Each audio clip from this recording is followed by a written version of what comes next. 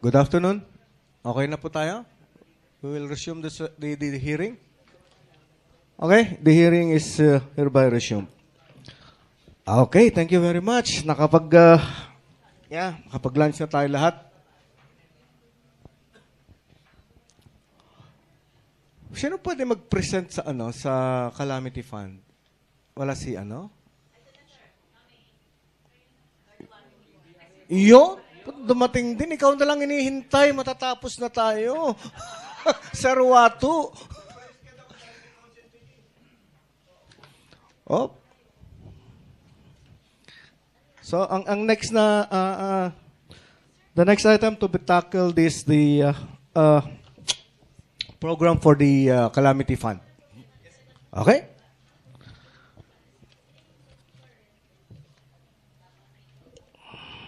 Calamity Fund. Yun. Yung 5%.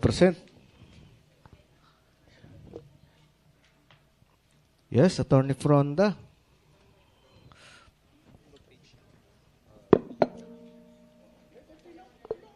Hello. Thank you, honorable members of the Sangguniang Panlalawigan. Just this morning, during the fourth quarter regular business meeting of the Provincial DRRM Council, the Council approved, without any objection, the 2026 LDRRM Fund Utilization Plan. It is 5% of the provincial budget, which is 300. One moment, I'll get the exact figure.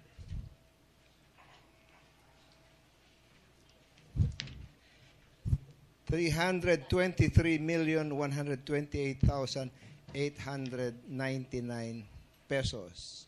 The utilization plan was formulated upon consultation with the governor as to what would be his priority in fiscal year 2026. And I understand he approved the draft, which was exactly the plan presented to the council. The 2026 utilization plan, aside from the 5%, includes items which were unexpended during fiscal year 2025 due to various reasons. So we had to reallocate those amounts based on the quote-unquote savings during 2025 for, well, non-implementation. There are issues involving suppliers, and there was also an item which was allocated for the purchase of 4 ambulances. But when this representation presented the purchase request to the governor, he said that perhaps we can hold the purchase while we are asking the House Speaker to facilitate the acquisition of 4 ambulances from various departments, including and agencies, including the Philippine Charity Sweepstakes Office. To this date, there is still no feedback as to whether or not the plan is feasible. So what we did was to include, again, the item for the purchase of ambulances, which are actually very much needed now considering the conditions of our present ambulances. So we included the unexpended portion for the purchase of ambulances in the 2026 plan, just in case the Speaker will run out of sources for ambulances. Now, should the Speaker be successful in acquiring the required number of ambulances, we can reprogram the 14 million allocated for the purchase of ambulances. Now, the unexpended portions, which are actually savings, we reprogram them to the priority project of the governor, which is flood mitigation. So everything we saved, we poured it into the flood mitigation project of the governor, amounting to 100.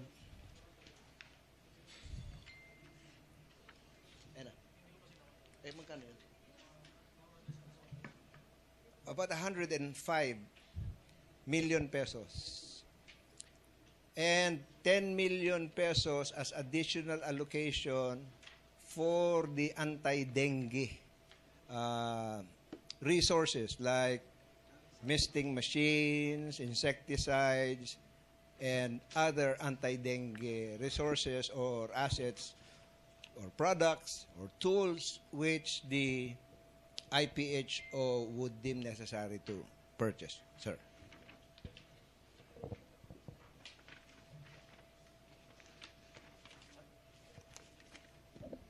Thank you, Attorney Fronda. Yeah. If I look at the items, of the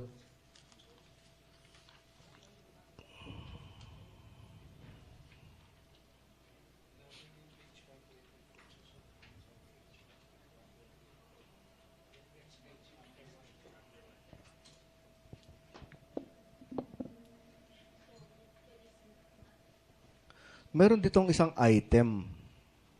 The first item is the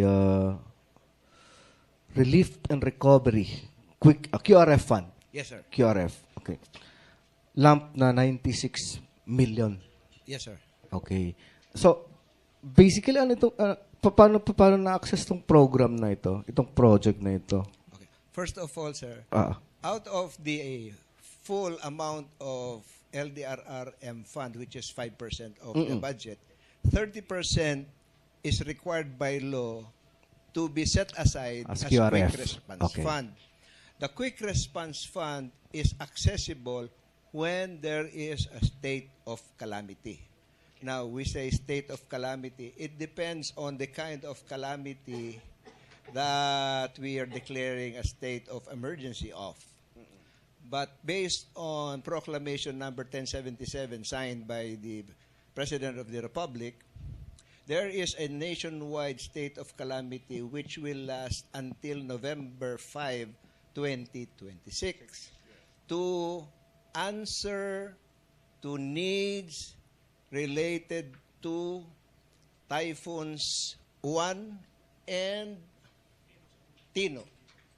Meaning to say, typhoon-related calamities, flooding, etc., which can be attributed to typhoons Tino and Juan. Now, with that proclamation, meaning to say, the provincial government has access, free access to the QRF until November 5, 2026, if the use of the fund can be connected to typhoons Tino and Juan. I'm sorry. But if for something else, like, for instance, there is a massive dengue outbreak, and we need additional funds to purchase anything that can relieve the public from the effects of dengue, we have to declare a state of calamity based on dengue so that we can access the QRF fund for dengue purposes. Okay. So, specifically, this QRF, okay, correct me if I'm wrong, Yes, sir.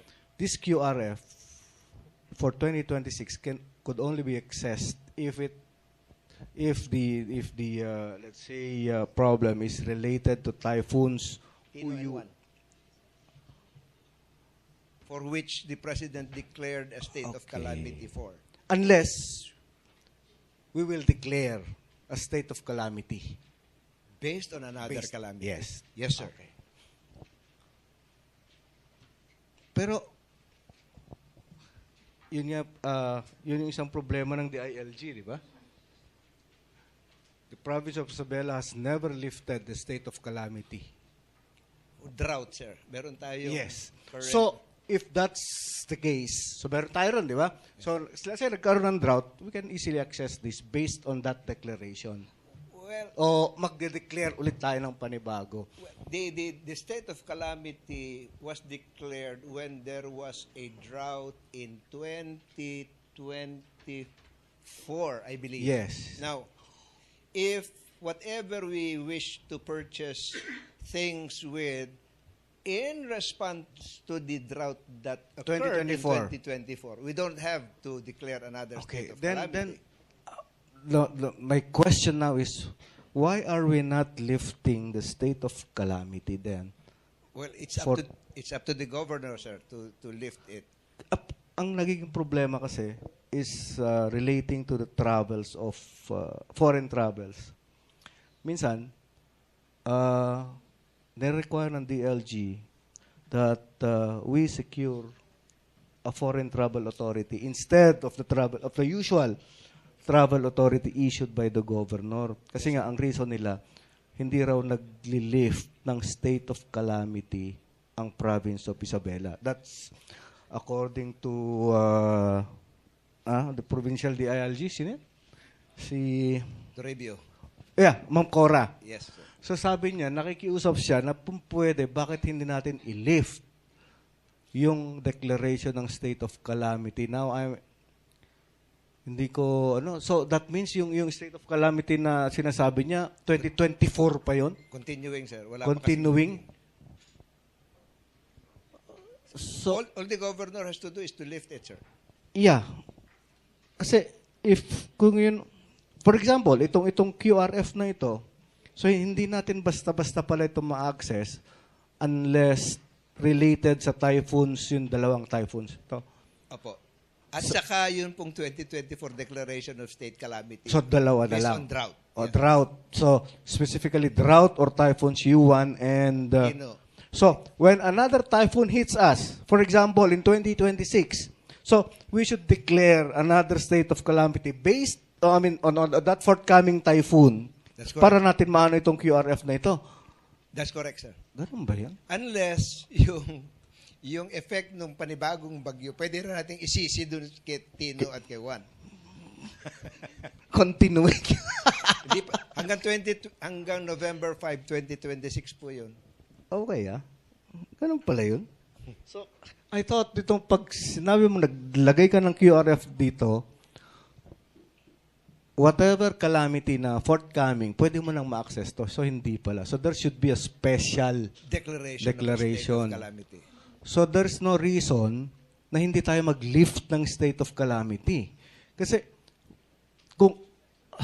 kasi ako if I were kaya ako nag-declare ng state of calamity, one, so that I can, the provincial government could access this QRF. Yes, sir.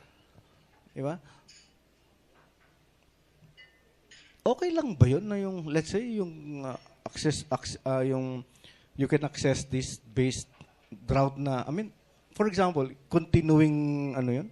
Paano natin maano yun? Yun pong 2024 Yeah. Declaration of State of Calamity due to drought, hanggang ngayon, Yeah. in place pa rin. So if there is an incident or any event which we need to respond to, Yes. which is connected to the 2024 drought, we can use the QRF. Now, only the governor can lift the Yeah. state of calamity because he's the one who declared it. As far as the presidential proclamation 1077, Only the president. based on Tino and Juan, only the president can lift it. Or if until it expires in November 5, 2026.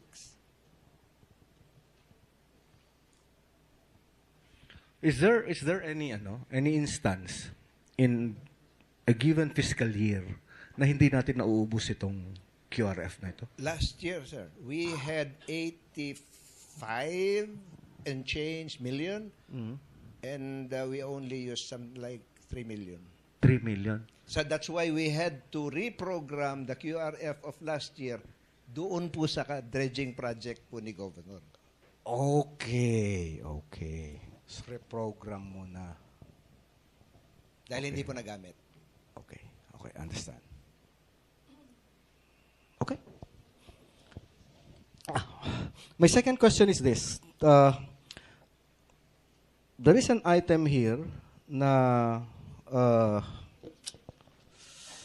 ano ba ito? Reforestation. Yes, sir. Ang implementing agency is the NRO. Opo. Okay. Is there a specific na program plan na tayo rito? Dati, nung panahon po ni Atty. Lopez, meron pong mga programa nun like 1,000,000 trees in one day. Yung iba pong galing po sa LDRRM fund, yung pinambili ng mga seedlings. Okay. But last year, there was none. Ang pinaggamitan lang po dyan ay the usual reforestation at pagtatanim po ng mga bamboo propagules along along waterways that were dredged for slope protection. Others, basta nagtitree planting lang po ang NRO.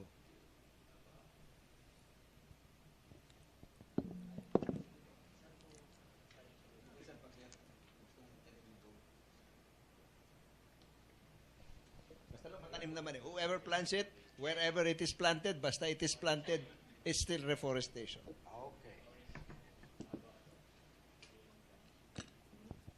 Thank you. Tapos dito, under your capital outlay, you're planning to buy rescue vehicles. Yes, sir. This is in addition doon sa ambulance na... Yes, sir. Okay. Sir.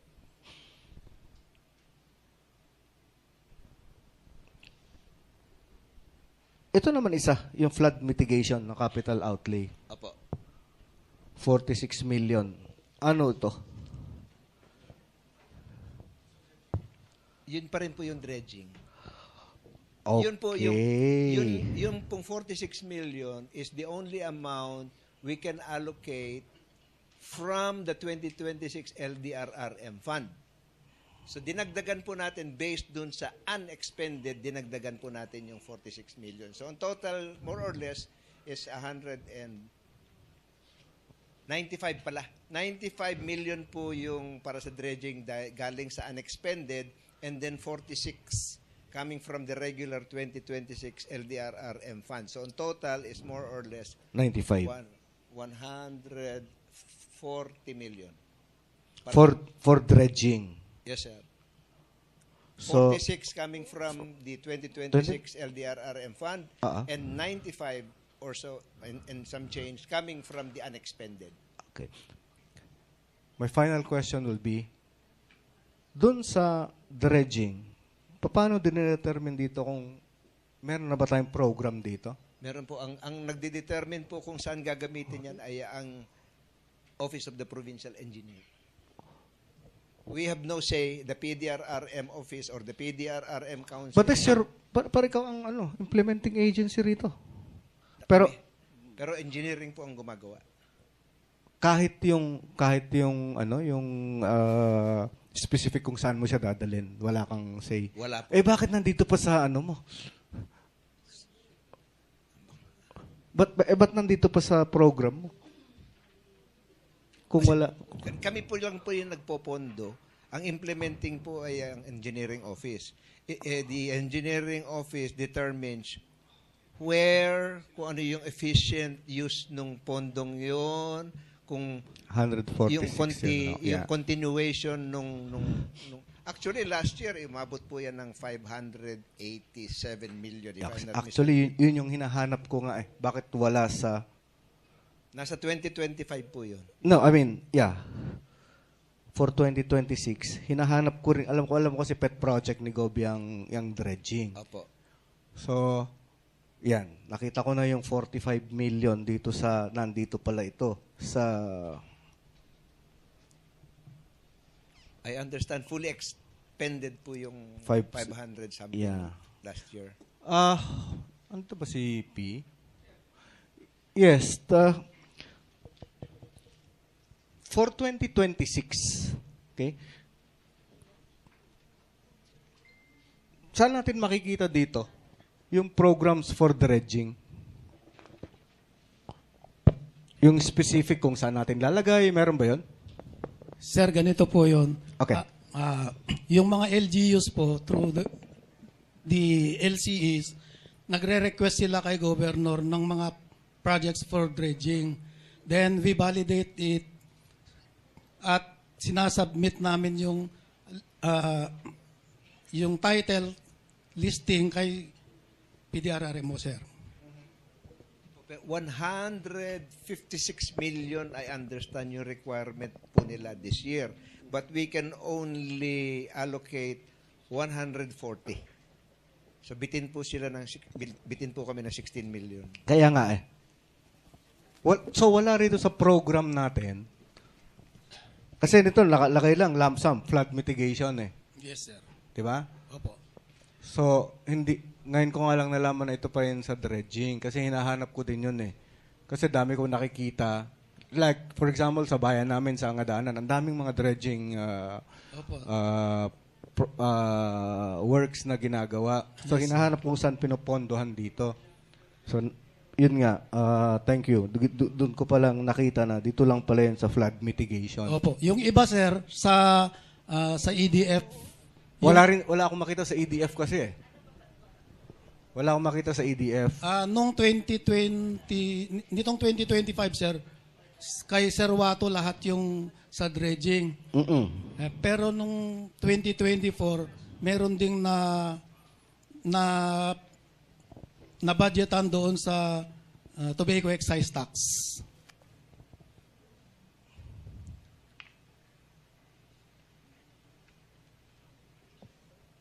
Okay. So, but for this year, yung sinasabi ni Sir Wato. Attorney Fronda na 146 million Yes, sir. for dredging project. Wala pa tayong... So, ano ito? Naka-lump sum lang siya muna. Saka natin siya madedetermine kung saan siya ilalagay after. Meron na kaming initial na listahan, sir. Nasaan yung initial na listahan? Nasa office, sir. Okay. We will furnish you, sir. Yes, paki-furnish ha. Yes, Kasi 146 million. 12 million per kilometer yun, sir. Kaya nga. So yung 146 million. 140 lang, sir. Mga 140 million mga 12 projects lang yun, sir. from the funds supposedly na 12 million per kilometer, sir. okay. Actually, sir, may pinakita po si Engineer Cosme kanina sa akin na listahan. Ang total is 156. But unfortunately, hindi po namin mapondohan buong 156 From the fund of- LDRRM fund. Okay. So meron sigurong iba. Can you provide us with that list, please? Yes, sir. Yes, sir. Okay, thank you. At least nakita ko na. Dito pala yun. Ginagawa po kasi namin, sir, hindi namin in-specify kung ano yung project. Nilalagay namin lump sum para maging flexible.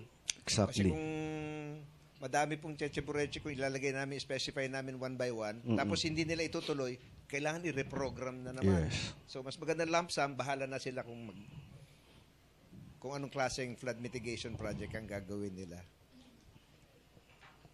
Thank you. So any clarification? Meron pa kayo? Mga bossing? Pag wala na, tapusin na natin to. Sir, excuse. Kahit off the record na Yeah. lang po. Oh. Correction lang po dun sa budget ng LDRIM Fund. It is 5% of the income from regular sources, Yes. not the whole budget. Yes, kaya kulang ka ng 4 million, di ba? Kaya yes, sir. Yes. Tapos, kapag nag-compute na rin ho ng unexpended savings, unexpended budget or savings, that would be based on the realized revenues, not on the estimated revenues. Okay. Understand. Okay, thank you po.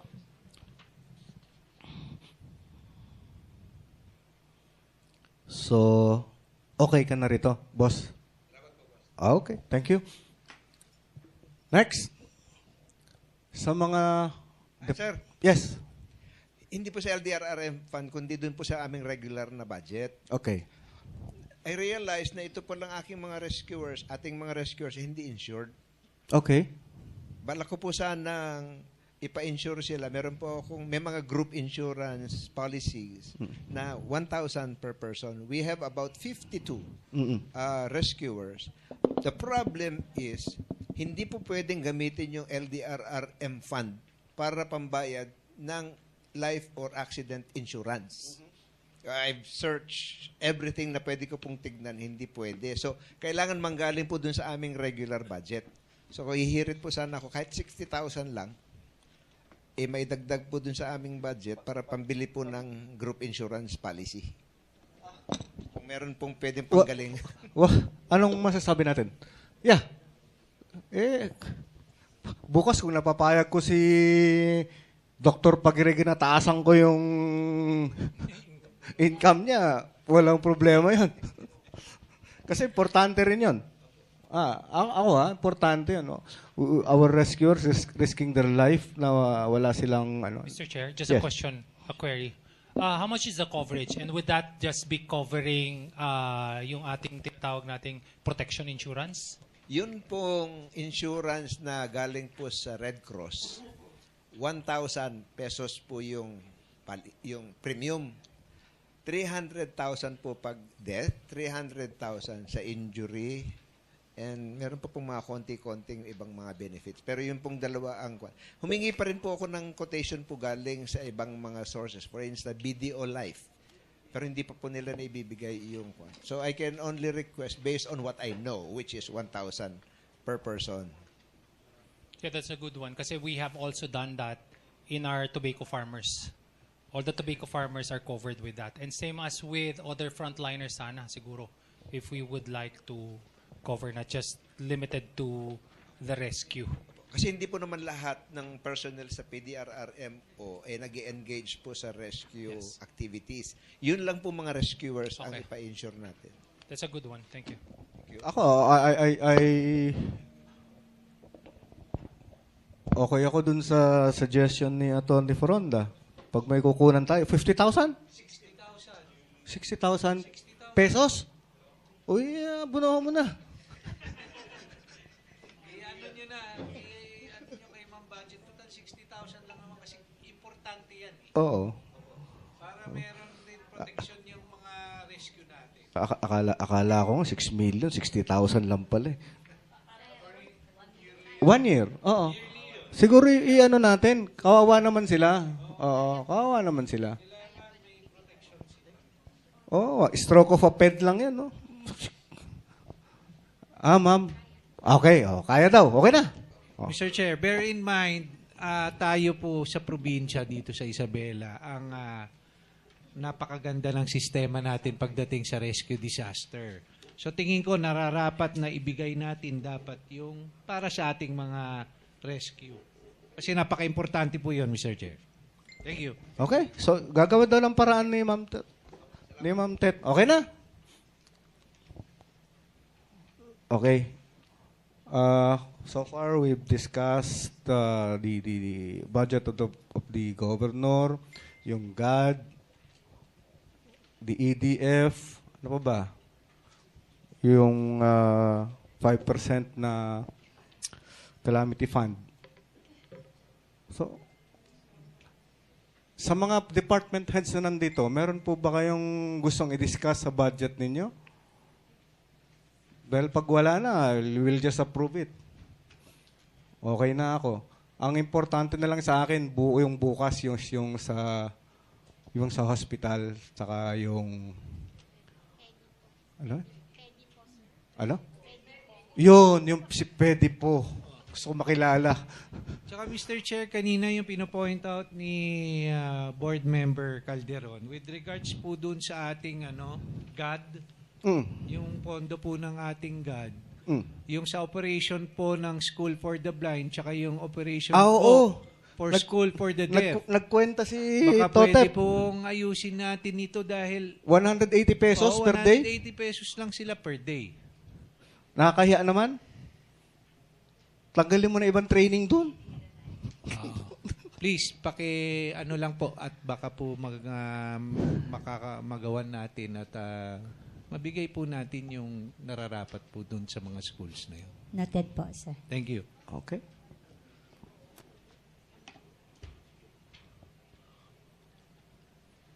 Oh, mga boss, meron pa ba?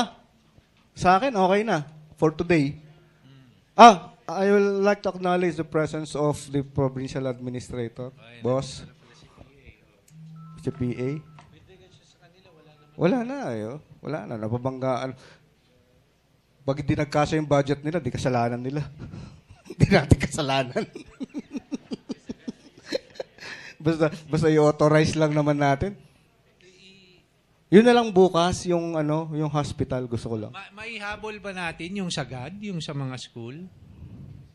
May habol ba natin? Yes po, sir. Ah, Hindi pa okay. naman po na-pirmahan ko. Hindi naman... Kunin namin yung computation sa I think standards yung po. computation should be enough lang. Hindi Oh, yung kasi- masyadong mababa. kasi Ipapantay po namin sa dating mga sa budget ng mga centers natin. Oo, sir. kasi Thank you, ma'am. Thank you. nakita nga namin yung sa blind 380. Yung sa deaf 180. Ano pagkakaiba naman ng deaf tsaka blind?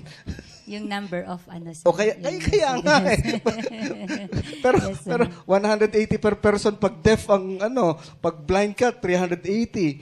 May, Diba? may blind kasi tayo, sir, na hindi sila nag-stay in sa Okay. sa Yeah, center. pero siguro. Pero ayusin po Yeah, namin. please, sir. ha? Apo, sir.